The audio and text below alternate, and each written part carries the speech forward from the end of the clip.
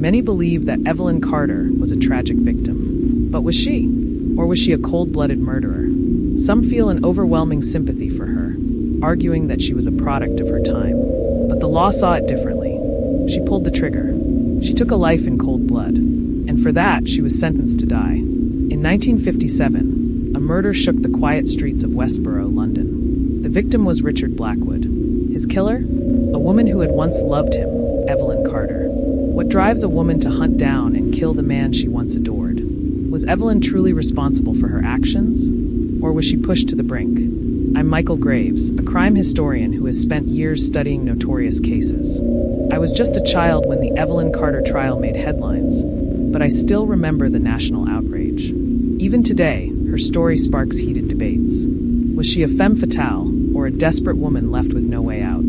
What is undeniable is that her name is forever etched in history as the last woman to be executed in Britain. Evelyn Carter was born Evelyn Nash in Sheffield, England on May 12, 1928. She was the second of 5 children in a struggling working-class family. Her father, William, was a traveling pianist, leading the family to move frequently.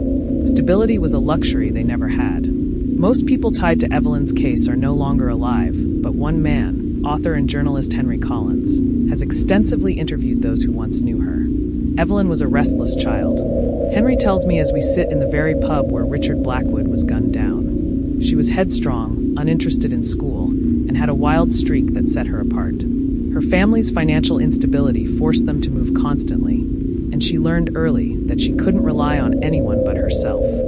By age 15, Evelyn had left school and taken a job at a textile factory. But wartime Britain wasn't a place of restrictions for her.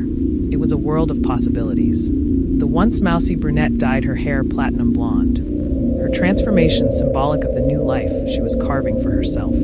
She soon began frequenting local dance halls, reveling in the attention she received. And it was there that she met her first love.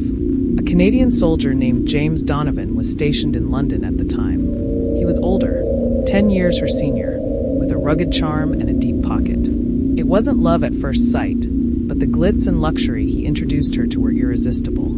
She was young, impressionable, and dazzled by the life he promised her, says author Olivia Hastings, an expert in post-war London nightlife. These were girls who had grown up with rationing and war. Suddenly, an older man offering them silk stockings and fine dining seemed like a fairy tale. James showered Evelyn with gifts, expensive dinners, and sweet nothings. He promised marriage. He promised a future. But all of it was a lie. What Evelyn didn't know, until her mother unearthed the truth, was that James Donovan had a wife and children waiting for him back in Canada. The betrayal crushed her. Evelyn, just 17, was pregnant, alone, and for the first time, she realized how easily she could be discarded. But she refused to let this define her. She gave birth to a baby boy, whom she named James after his father. Then, determined to take control of her destiny, she left the child in her family's care and set out to forge a new life for herself. In the dimly lit streets of Soho, Evelyn sought work, but opportunities were scarce for an unwed mother. Eventually, she found a job at an exclusive club, the Gilded Rose. Officially, she was a hostess. Unofficially, the job entailed far more than pouring drinks. The Gilded Rose was a different world, Henry Collins explains. It was where powerful men went to indulge their desires, and the women who worked there knew how to play the game. Evelyn learned quickly. She knew how to use her looks, her charm, and most importantly, the effect she had on men. Evelyn wasn't just surviving, she was thriving. The money was good, and the power she wielded over wealthy men was intoxicating. But power comes at a cost.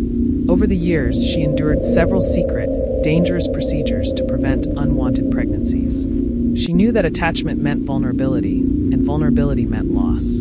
Despite her vow never to mix business with pleasure, Evelyn eventually broke her own rule. The man responsible? Peter Ellis. Peter was a well-known businessman, 20 years her senior and utterly obsessed with her. He offered her stability, security, a way out. They married in a quiet ceremony with only 2 strangers as witnesses. For a moment, Evelyn believed she had found what she had been searching for. But things were never as they seemed. Peter was an alcoholic, unpredictable, volatile, and deeply insecure. He accused Evelyn of infidelity constantly, despite being unfaithful himself. When he wasn't drowning in whiskey, he was drowning her in accusations. Their marriage was short-lived. Less than a year after saying "I do," Evelyn walked away, pregnant with their daughter, Charlotte. By 1952, Evelyn was a single mother of two, scraping by, yet unwilling to return to poverty. She resumed her work as a hostess, and it wasn't long before she met the man who would become both her greatest love and her ultimate downfall. His name was Richard Blackwood. Tall, charming, and charismatic, Richard was everything Evelyn had ever wanted. A former race car driver with a reckless edge, he moved through life with the kind of confidence that drew people in. He was the kind of man who made a woman feel invincible, until he didn't. When Evelyn first met Richard, she was unimpressed, says Olivia Hastings.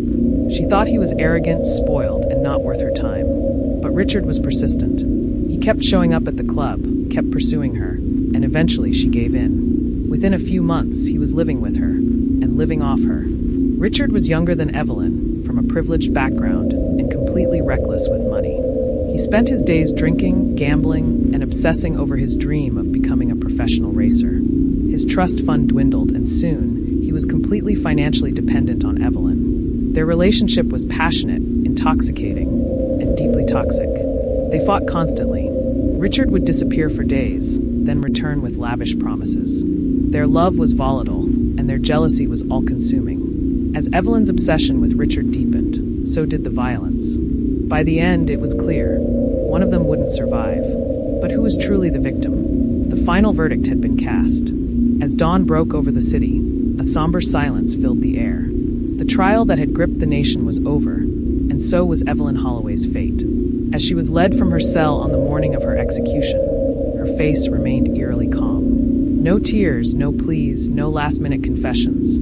Just a quiet acceptance that unsettled even the prison guards. The journalists outside Holloway Prison had been reporting every moment, every movement, waiting for a final twist in the tale. But there was none. At exactly 9 a.m., Evelyn Holloway was executed.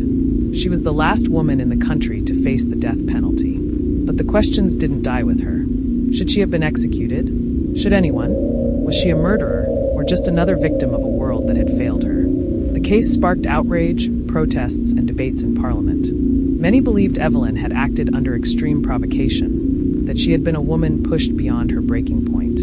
The judicial system had no room for shades of gray, no acknowledgement of the psychological torment she had endured. In the aftermath, her former accomplice and rumored manipulator, Desmond Lowe, fled the country. He was never held accountable, never brought to justice. He vanished into the shadows, leaving Evelyn to bear the full weight of the crime alone. Her death would not be in vain, however. Within years, the legal system evolved.